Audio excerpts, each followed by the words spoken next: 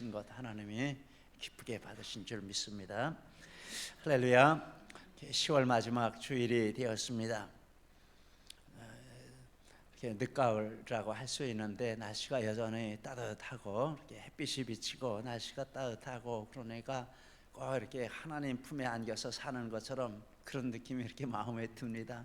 참 하나님 좋은 날씨 감사합니다. 좋은 환경 감사합니다. 또 건강 주시고 예배 드릴 수 있게 해주셔서 감사합니다. 늘 마음 가운데 이렇게 감사의 기도를 우리가 드리게 됩니다. 오늘도 예배 자리에 함께 하신 우리 모든 믿음의 식구들 하나님 사랑하시고 또 은혜 주실 줄 믿습니다. 지난 7주에 걸쳐서 시험에 대한 말씀을 이렇게 성경을 통해서 우리가 살펴보고 있습니다. 성도는 이 세상에서 여러 가지 시험을 당한다, 이런 말씀을 했습니다. 왜냐하면 세상은 영적인 전쟁터이기 때문에 믿음에는 시험이 오는 것을 우리가 알게 됩니다. 14절에 보면 시험이 올 때 내 안에 욕심이나 바르지 못한 것을 점검하고 정리해야 한다라고 합니다. 17절에 하나님에 대한 바른 태도를 가져야 한다라고 말씀합니다. 하나님의 절대 선하심을 신뢰하고 온갖 좋은 은사와 선물이 다 하나님께로부터 오는 것을 분명하게 믿으라라고 했습니다. 그리고 3절 4절에 하나님께 지혜를 구해서 시험에 대처하고 온전히 인내함으로 시험에 승리하라라고 말씀을 합니다. 그와 더불어 시험을 만날 때 정말 중요한 것이 있는데 이 말씀에 대한 바른 자세를 가지는 것입니다. 위에 말씀드린 이 모든 내용이 다 성경에 나와 있는 것이기 때문에 말씀에 대해서 바른 자세를 가지는 것이 시험을 이기는데 절대적으로 중요하다라고 하겠습니다. 이 시간에는 바로 말씀에 대한 바른 자세가 이러하다라는 것을 말씀을 해주시고 있습니다. 21절에 보면 이렇게 말씀이라는 단어가 나와 있습니다. 하나님의 말씀이라고 했습니다. 성경에서 이렇게 말씀이라고 할 때 대개 이 말씀은 기록된 하나님의 말씀을 가리키는 의미가 있습니다. 하나님께서 구약시대에는 선지자들에게 말씀을 기록하게 하셨고 창세기부터 말라기까지 구약성경 39권이 되겠습니다. 신약시대에는 사도들에게 말씀을 기록하게 하셨고 마태복음부터 요한계시록까지 27권, 그래서 66권의 성경이 완성이 되었습니다. 이 66권 외에는 다른 하나님의 말씀이 없다라고 합니다. 요한계시록 22장 18절 19절 이 부분은 같이 한번 읽어보겠습니다. 내가 이 두루마리의 예언의 말씀을 듣는 모든 사람에게 증언하노니 만일 누구든지 이것들 외에 더하면 하나님이 이 두루마리에 기록된 재앙들을 그에게 더하실 것이요 만일 누구든지 이 두루마리의 예언의 말씀에서 제하여 버리면 하나님이 이 두루마리에 기록된 생명나무와 및 거룩한 성에 참여함을 제하여 버리시리라. 어려운 일을 만날 때 환상을 쫓고 누구 이렇게 예언하는 데를 쫓고 이러는 마음도 이해는 되지만 그런데 정말 중요한 것은 이 말씀에 대한 바른 자세를 가지고 하나님의 말씀을 통해서 은혜를 받는 것인 줄 믿습니다. 그래서 21절에 보니까 이렇게 말씀이라고 하고 이 말씀인 단어는 로고스라는 단어인데 이렇게 기록된 말씀을 가리키는 것이고 이 말씀을 받으라라고 말씀을 했습니다. 즉 기록된 말씀을 하나님이 내게 주시는 말씀으로 받아서 그 모든 환난 또 모든 문제에 이렇게 대처해서 승리하라라는 뜻인 줄 믿습니다. 말씀을 받는데 온유함으로 받으라라고 했습니다. 온유함은 이 말씀을 받는 자세를 가리키고 있습니다. 온유함이라는 단어는 사나운 동물이 길들여져서 주인의 말을 잘 순종하는 그런 모습을 가리키는 것입니다. 서커스를 보면 조련사가 사자를 길들여서 이렇게 조그만 막대기 하나로 마음대로 이렇게 움직이는 이런 모습을 볼 수 있습니다. 왜냐하면 사자가 잘 훈련을 받고 조련사의 말에 순종하도록 이렇게 훈련을 받았기 때문이다라는 것입니다. 말씀을 온유함으로 받으라라는 이 뜻은 하나님 앞에 이런 자세로 순종하겠다라는 자세로 하나님 말씀을 이렇게 받으라라는 뜻인 줄 믿습니다. 온유함으로 받는다라고 하는 것을 두 가지로 본문에서 말씀하는데, 듣기를 속히 하라라고 합니다. 19절에 내 사랑하는 형제들아 너희가 알지니 사람마다 듣기는 속히 하고, 듣기를 속히 하라라는 이 말이 무슨 뜻일까 생각을 해보니, 첫째, 우선순위를 하나님의 말씀에 두라라는 것입니다. 어떤 문제를 만날 때 먼저 하나님의 말씀이 어떻게 말씀하시는지 그것을 우선순위에 두고 하나님의 말씀에서 그 문제에 대한 해답을 찾으려고 힘쓰라라는 것입니다. 하나님의 말씀을 제쳐놓고 우리가 다른 것들을 이렇게 할 때가 많이 있지 않습니까? 온유함으로 말씀을 들으라 받으라라는 것은 먼저 하나님의 말씀에 우선순위를 두고 말씀을 통해서 그 문제에 대한 음성을, 하나님의 음성을 들으라라는 것입니다. 말씀에 이렇게 우선순위를 두는데, 또 골로새 3장 16절에 보면 그리스도의 말씀이 너희 속에 풍성히 거하여, 이런 말씀이 있습니다. 하나님 말씀이 내 안에 이렇게 풍성히 거하는 이런 은혜를 누리라라고 했습니다. 그렇게 하려면 평소에 말씀에 우선순위를 두고 말씀을 열심히 읽고 또 말씀을 암송하고 이래야 하나님의 말씀이 내 안에 이렇게 거하게 되는 것입니다. 어떤 일을 만나서 하나님 음성을 들으려고 하고 하나님 말씀을 이렇게 합당한 말씀을 찾으려고 하면 성경을 펴게 됩니다. 그런데 성경을 편다고 해서 그런 말씀을 찾는 게 쉽지 않습니다. 하나님의 음성을 듣는 게 쉽지 않습니다. 찾았어도 비슷해 보이는 말씀을 찾았어도 문맥을 모르니까 내 생각대로 이렇게 마음대로 이렇게 적용을 하게 되고 하전인수식으로 해석을 하게 되는 것입니다. 이런 유명한 이야기가 있습니다. 한 성도가 모처럼 말씀을 따라서 살기로 결심을 하고, 하나님 말씀을 주옵소서, 오늘부터는 반드시 말씀을 따라 살겠습니다 라고 이렇게 성경을 쫙 폈습니다. 그런데 어디가 나왔습니까? 마태복음 27장 5절 유명한 구절이 나왔습니다. 읽어보니 유다가 오늘 성소에 던져놓고 물러가서 스스로 목매어 죽으니라. 아니, 이 말씀은 아닌 것 같은데 잘못 주신 말씀일 거야, 다시 한번 말씀을 주옵소서 하고 또 쫙 펴니까 어디가 나왔습니까? 누가복음 10장 37절 예수께서 이르시되 가서 너도 그와 같이 하라. 아유 하나님, 이 말씀 아닙니다. 30원이라는 말도 있는데 하나님 이번에는 마지막입니다. 이번에 반드시 말씀에 순종하겠으니 하나님 말씀을 주옵소서 간절히 기도하고 성경을 폈는데 어디가 나왔습니까? 요한복음 13장 27절 가서 내 하는 일을 속히 하라. 잘못하면 이런 적용을 하게 된다라는 것입니다. 생명의 삶 10월 후에 121면에 이런 이야기가 나오는 것을 보았습니다. 글쓴이의 어머니가 밥을 먹고 나면 밥그릇을 이렇게 물에 꼭 담가 놓으라 이렇게 하고, 물에 밥그릇을 담가 놓지 않으면 잔소리를 하시고 이랬습니다. 이 글쓴이는 아니 그 아무것도 아닌 것 가지고 엄마가 왜 저렇게 그 문제에 이렇게 신경을 쓰시나 이런 생각을 했습니다. 그런데 자기가 이제 설거지 할 때가 이렇게 돼서 설거지를 하다가 보니까 그 이유를 깨달았습니다.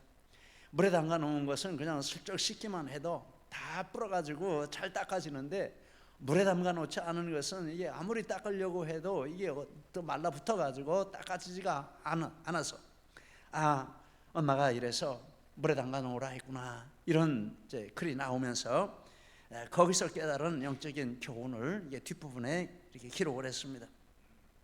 우리 마음도 밥그릇과 같아서 하루에 수천 가지 생각이 이 마음에 그릇에 이렇게 들어온다라는 것입니다. 그런데 좋은 생각보다 나쁜 생각이 들어올 때가 더 많고 스트레스가 쌓이고 나쁜 감정이 들어올 때가 더 많은데, 근데 이것이 늘어붙어 가지고 떠나지 않고 정말 삶을 고통스럽게 만드는 이런 것으로 몰고 가는 경우도 많다라는 것입니다. 그런데 그럴 때 내 안에 하나님의 말씀을 가득히 채우고 겸손하게 회개의 기도로 이런 문제들을 하나님 앞에 깨끗이 씻어낼 수 있다라고 했습니다. 평소에 기도와 말씀으로 은혜에 푹 잠긴 사람은 죄를 지어도 즉시 이렇게 회개할 수 있고 마음을 깨끗하게 할 수 있고, 그래서 쓰고 난 그릇을 물에 담가 놓는 것처럼 날마다 하나님의 은혜 속에 나 자신을 담가 놓으면 그것이 이렇게 시험을 이기고 나쁜 것을 이기는 승리하는 지름길이다. 이런 내용이 나와 있습니다. 정말 그런 줄 믿습니다.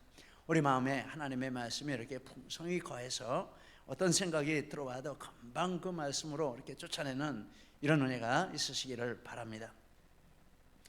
그리고 또 하나는 이 말씀을 받으라는 또 하나는 이렇게 하는 것 참 좋지만 또 그와 더불어서 문제가 있을 때 응답의 말씀을 주시기까지 기도하면서 말씀을 읽는 것입니다. 창세기서부터 저렇게 계속 읽어가다 보면 그 말씀에 대한 직접적인 해답의 말씀도 주시지만 그와 더불어서 주변에 있는 이런 것들을 살펴보게 만들고 나를 돌아보게 만들고 그래서 직접적인 것보다도 주변의 것들을 정리하심으로 그 문제가 해결되게 하시는 이런 은혜도 주시고 여러 은혜를 이렇게 주십니다.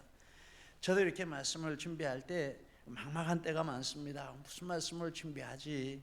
주로 금요기도회 때는 성경을 읽어가면서 보면 어느 부분에 이렇게 말씀이 딱 마음에 들어오고 기승전결이 그 말씀에서 딱 이렇게 들어오는 경우가 있습니다. 그러면은 한 시간에도 말씀을 준비해요. 그런데 하루 종일 책상에 앉아 있어도 안 되는 때도 있습니다. 정말 하나님의 은혜를 주셔야 되는구나 이런 생각을 많이 합니다. 우리 문제가 있을 때도 하나님의 말씀을 쭉 읽어가다 보면 하나님의 말씀을 통해 새 힘을 주시고 해결책을 주시는 이런 은혜가 있을 줄 믿습니다. 말씀을 받으라 하는 말씀의 뜻인 줄 믿습니다. 말씀을 듣기를 속히 하라. 자꾸 하나님의 말씀 우선순위에 두고 그 말씀으로 우리의 문제를 해결하려고 하고 삶에 적용하는 이런 일이 있을 때 시험이 와도 능히 이기게 될 줄 믿습니다. 그러면서 또 한 가지 하시는 말씀이 있는데 말하기는 더디하라 19절 말씀이 있습니다. 이 말씀은 여러 가지 뜻이 있겠지만 이 말씀이 내게 왔는데 어떤 시험은 대개 이렇게 사람 관계에서 올 때가 많이 있습니다. 근데 이 말씀을 받았습니다. 이 말씀 해줘야지 하고 이렇게 가서 하지 말라라는 것입니다. 누구를 권면하고자 할 때 가볍게 쉽게 그냥 내가 은혜 받은 말씀이라고 해서 그냥 툭 이렇게 하지 말라 그런 뜻으로 볼 수 있습니다. 제 경험으로 볼 때 누구에게 꼭 이렇게 해주고 싶은 말이 있을 때가 있습니다. 그리고 그래서 말을 이렇게 하게 됩니다. 당장은 후련합니다. 내가 힘이 있는 것 같고 또 내 말이 힘이 있는 것 같고 그런데 시간이 지나고 나면 나중에 보면 그 문제가 더 큰 문제가 되고 수습할 수 없는 이런 것으로 이렇게 갈 때도 있습니다. 그래서 이런 것들이 이렇게 반복되면서 얻은 교훈이 있는데 가장 말해주고 싶을 때가 사실은 가장 말하면 안 되는 때다 이런 교훈을 받았습니다. 그래서 정말 말해주고 싶을 때 그때가 참아야 될 때다. 그래서 그걸 참고 넘기면 야 그때 말했으면 큰일 날 뻔했네 이렇게 생각될 때가 참 종종 있습니다. 그래도 말하려면 정말 많이 기도로 준비하고 여러 가지를 심사숙고하고 또 하나님의 인도하심을 순간순간마다 구하면서 겸손한 마음으로 가르치려는 태도, 훈계하려는 태도가 아니라 같이 말씀을 받는 태도로 이렇게 말한다면 그것도 참 조심해야 할 부분이라고 생각이 됩니다. 제 나름으로 말하기를 더디하며 이것을 이렇게 적용해보는 방법이 있습니다. 그것은 내가 말하는 대신에 하나님이 말씀하시도록 이렇게 부탁을 드리는 것입니다. 하나님께서 어떤 말씀을 내게 주셨습니다. 하나님이 말씀 주셔서 감사합니다. 그런데 하나님이 말씀해 주세요. 이렇게 하나님께 도로 맡겨드리는 것입니다. 하나님의 말씀을 제게 주셨는데 제가 말하는 것보다 하나님께서 말해주시는 것이 더 좋겠습니다. 저는 생각도 짧고 입도 둔하고 하나님의 말씀을 제대로 전하는 능력도 부족한 것 같습니다. 실수도 할 수 있고 그렇습니다. 하나님 저는 기도하겠사오니 하나님께서 그 마음을 여시고 말씀해 주시기를 원합니다. 이렇게 하나님 앞에 짧게 기도하다 보면 때가 되면 이 문제가 저절로 해결이 되고 정말 하나님이 그 마음을 두드려서 해결해 주시는 이런 은혜를 이렇게 누리게 되는 것입니다. 그래서 이렇게 하면 내가 말해주는 것보다 시간이 걸릴 수도 있고 당장 해결 안 되는 것처럼 보일 수도 있지만 그러나 사람의 관계도 손상이 오지 않고 문제도 더 온전하게 아름답게 해결되는 이런 축복이 있을 줄 믿습니다. 말하기는 더디하라. 그래서 내가 받은 은혜를 남에게 이렇게 자꾸 가르치려고 하고 뭐 이렇게 하려고 하지 말라라는 것입니다. 그리고 말씀을 행하라라고 했습니다. 22절에 너희는 말씀을 행하는 자가 되고 듣기만 하여 자신을 속이는 자가 되지 말라. 즉 자기 자신에게 적용하라라는 것입니다. 하나님 말씀을 주실 때 내가 받아가지고 누구에게 말하라 이렇게 해주시는 경우도 있겠죠. 그런데 거의 100%는 내가 말씀을 받아서 내가 실천하고 내가 순종하라고 주시는 말씀인 줄 믿습니다. 말씀을 듣기만 하고 행하지 않는 것은 23절 24절에 거울을 보고 잊어버리는 것 같다라고 했습니다. 누구든지 말씀을 듣고 행하지 아니하면 그는 거울로 자기의 생긴 얼굴을 보는 사람과 같아서 제 자신을 보고 가서 그 모습이 어떠했는지를 곧 잊어버리거니와. 오늘 교회에 오시기 전에 거울 안 보고 오신 분 아무도 없으시죠? 한 분도 없으실 줄 믿습니다. 다 거울 보시고 한 번만 보신 건 아닐 거예요. 앞으로도 보고 옆으로도 보고 뒤로도 보고 다 살펴보고 문제 없나 하고 문제 있으면 저도 거울 보고 이거 하고 다 이렇게 하고 그러고서는 옵니다. 그래도 뭔가 좀 불편할 때도 또 있습니다.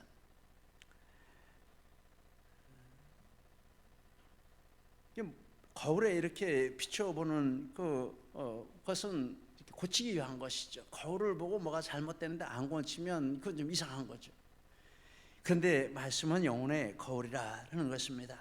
그래서 말씀으로 우리의 속사람을 비추어보고 잘못된 것을 이렇게 바르게 하고 고쳐야 된다라고 말씀하는 것입니다. 그렇게 하지 않으면 하나님 말씀 공부하는 이유가 참 없다라고 말씀을 하는 것입니다.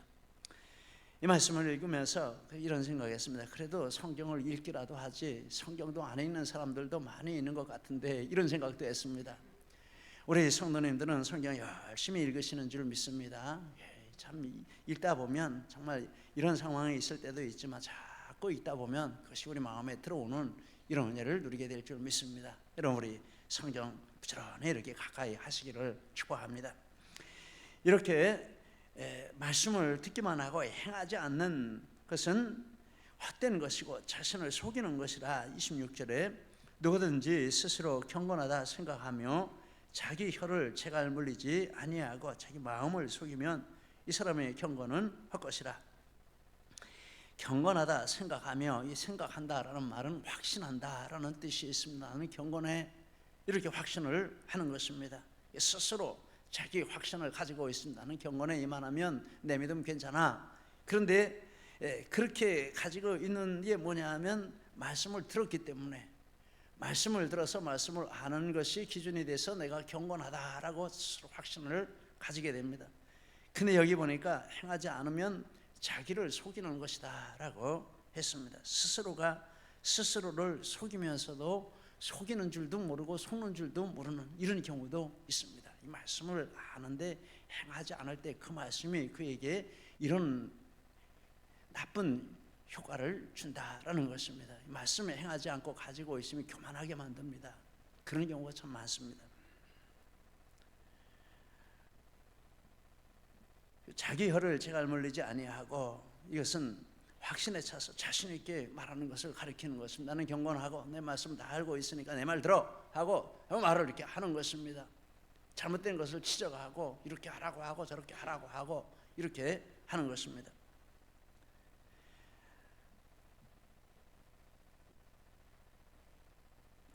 이렇게 성경을 많이 알고 또 그것을 마음껏 이렇게 재갈 물리지 않고 말할 수 있는 사람이 있다고 하는데 이게 누굴까? 이렇게 하면 생각을 해보니까 누구 같습니까? 이게 목사 같아요. 목사는 정말 맨날 말하는 자리에 있지 않습니까? 마태복음 23장 27절에 이런 말씀이 있습니다. 예수님이 말씀하시기를 화 있을진저 외식하는 서기관들과 바리새인들이여 해칠한 무덤 같으니 겉으로는 아름답게 보이나 그 안에는 죽은 사람의 뼈와 모든 더러운 것이 가득하도다. 이렇게 말씀을 하셨습니다.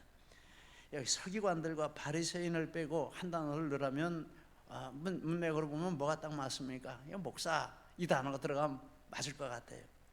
화 있을진저 외식하는 목사들이여, 해칠한 무덤 같으니 겉으로는 아름답게 보이나 그 안에는 죽은 사람의 뼈 모든 더러운 것이 가득하도다. 이 말씀을 읽으면서 이렇게 묵상을 하면서 이 말씀 밖에 내가 설 수 있을까, 이런 두려운 마음이 생기게 되었습니다. 우리 모두 마찬가지라고 믿습니다. 이런 자리에 서지 않도록, 스스로가 스스로를 속이는 이런 자리에 서지 않고 진실로 하나님의 말씀을 듣는 거기만 멈추는 것이 아니라 한마디를 들었으면 그 한마디가 내 삶을 통해서 증명이 되어지고 진리인 것이 증명이 되어지는 이런 믿음 생활을 해야 한다라고 말하는 것입니다.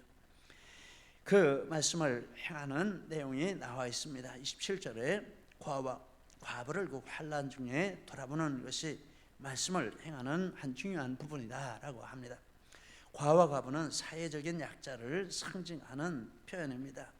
그래서 꼭 이런 두 그룹을 말하는 것이 아니라 이런 어려운 상황 가운데 있는 모든 사람들을 다 상징적으로 표현하는 표현이 되었습니다. 그래서 소외당하고 고통당하는 사람들을 이렇게 돕는 것이라고 하겠습니다.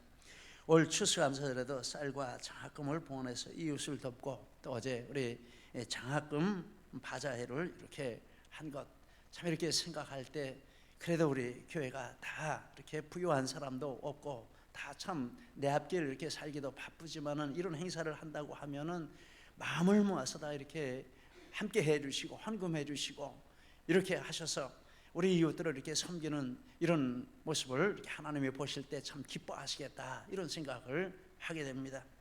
또 어떤 분들은 정말 제가 볼 때 제가 도와드려야 될 상황이라고도 생각할 수 있는데 그런 분들이 오히려 더 마음을 모아가지고 큰 금액을 이렇게 헌금을 하십니다. 이 마음에 한편으로는 너무 고맙기도 하고 미안하기도 하고, 누가복음 6장 38절 제가 기도한다고 했습니다. 주라, 그러면 후일에 누르고 흔들어 넘치도록 해서 너희에게 안겨주리라. 이 말씀대로 해주셔야 됩니다. 이렇게 제가 기도를 하고 있습니다. 하나님께서 축복해 주시리라고 믿습니다.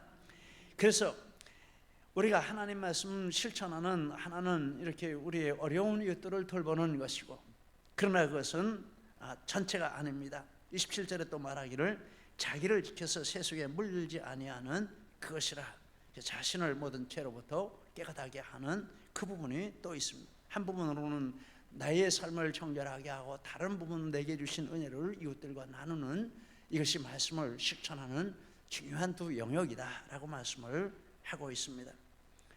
우리는 이와 같이 말씀, 받은 말씀을 이렇게 우리 삶으로 실천하시기를 바랍니다. 이렇게 할 때 복을 주신다라고 합니다. 25절에 자유롭게 하는 온전한 율법을 들여다보고 있는 자들은 듣고 잊어버리는 자가 아니요 실천하는 자니 이 사람은 그 행하는 일에 복을 받으리라. 두 가지 복을 말씀하는데, 첫째 자유를 누린다라고 했습니다. 자유롭게 하는 온전한 율법이 된다. 하나님의 말씀이 우리에게 자유를 주고 기쁨을 주고, 말씀이 억압이 되지 않고 즐거움이 되고, 언제 그렇게 되겠습니까? 말씀을 순종할 때 이런 은혜를 주신다라는 것입니다. 말씀을 거스르면 억압이 됩니다. 하나님이 내게 어떤 말씀을 알게 해주시고 깨닫게 해주셨는데 이걸 순종을 하나요? 그러면 두고두고 마음에 눌림이 됩니다. 하나님이 내게 말씀을 주셨는데 힘들지만은 그 말씀에 기쁘게 순종해. 그럼 그 말씀이 내게 기쁨이 되고 즐거움이, 자유함이 됩니다. 여러분, 우리 말씀이 우리에게 자유함이 되시는 이런 신앙생활 하시기를 축복합니다.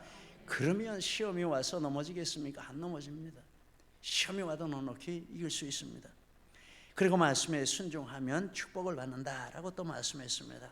이 사람은 실천하는 자니 이 사람은 행하는 일에 복을 받으리라. 성경 전체가 말씀에 순종할 때 축복받는 것을 보여주는 이런 교훈이 담겨 있습니다. 그 중에 누가복음 5장에 보면 베드로가 갈릴리 바다에서 밤새도록 고기를 잡았지만 한 마리도 잡지 못했습니다. 예수님이 깊은 데 가서 그물을 내려 고기를 잡으라라고 하셨습니다. 베드로는 바다에 완전히 전문가입니다. 그리고 밤새도록 노력했기 때문에 피곤합니다. 그럼에도 불구하고 이렇게 대답을 했습니다. 밤새도록 수고를 해서 고기를 잡지 못했지만, 그러나 예수님이 말씀하시니 말씀에 순종해서 가서 그물을 내려보겠습니다 라고 했습니다. 이렇게 해서 고기를 잡았는데 베드로가 순종하기 전에는 예수님을 선생님이라고 했습니다. 순종하고 나서는 예수님 앞에 와서 엎드려서 주님이시라고 했습니다. 순종을 통해서 예수님에 대해서 정말 바르게 아는 이런 축복을 받았습니다. 그때 예수님이 베드로에게 말씀하시기를 이제 내가 사람을 취하는 어부가 되리라 이런 말씀을 주셨습니다. 사도로 부르신 것입니다. 베드로는 사도 중에 가장 무식하다라고 하였습니다. 성격도 가장 좋지 않다라고 성경을 보면 생각이 됩니다. 그러나 예수님이 베드로를 사도로 부르시고 또 사도 중에 대표로 세우셨는데 왜 그렇습니까? 베드로가 순종했기 때문입니다. 하나님은 똑똑한 사람도 들어 쓰시겠지만 능력 있는 사람도 들어 쓰시겠지만 하나님이 기쁘게 들어 쓰시는 사람은 순종하는 사람인 줄 믿습니다. 이와 같이 하나님 말씀에 순종할 때 무슨 시험이 우리를 넘어뜨릴 수 있겠습니까? 아무것도 우리를 넘어뜨릴 존재가 없는 줄 믿습니다. 이와 같이 하나님의 축복의 주인공들이 다 되시는 우리 모두가 되시기를 예수님 이름으로 축복합니다. 기도하시겠습니다.